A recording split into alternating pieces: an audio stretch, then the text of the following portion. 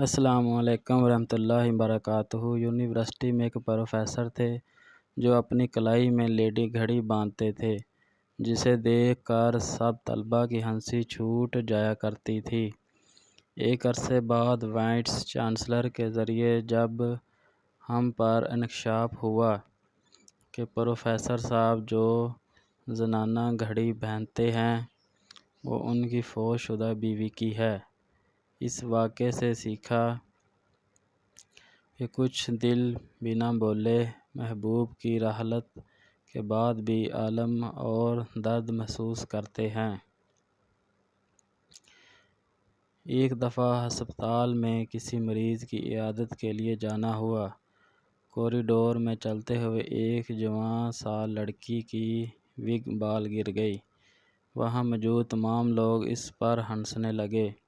آگے بیٹھ کر جب ایک دوسری عورت نے اس کی مدد کی تو وہ روتے ہوئے کہنے لگی، اس میں میرا کوئی قصور نہیں، کینسر نے میرے بال لے لیے، اس لیے مجھے یہ آرٹیفیشل وگ لگانا پڑتی ہے۔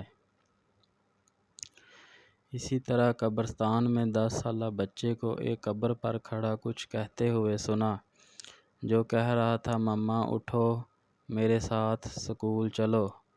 استاد مجھے تمام لڑکوں کے سامنے مارتا ہے اور کہتا ہے کہ تمہاری ماں کتنی سست اور کاہل ہے جو تمہاری پڑھائی کا خیال نہیں رکھتی۔ کسی کی ظاہری دیکھ کر ہمیں قطع مذاق یا کسی قسم کا بھونڈ ری ایکشن نہیں دینا چاہیے۔ ہو سکتا ہے کہ وہ اپنے اندر ہزار دکھ چھپائے ہوئے ہو جس کا ہمیں علم نہ ہو۔ بولنے، سوچنے اور ری ایکشن دینے سے پہلے اگلے بندے کی فیلنگز کا خیال رکھیے۔ بلا شبہ بعض باتیں انسان کو قتل کر دیتی ہیں۔ بدگمانی بہت سے معاملات خراب کرتی ہے۔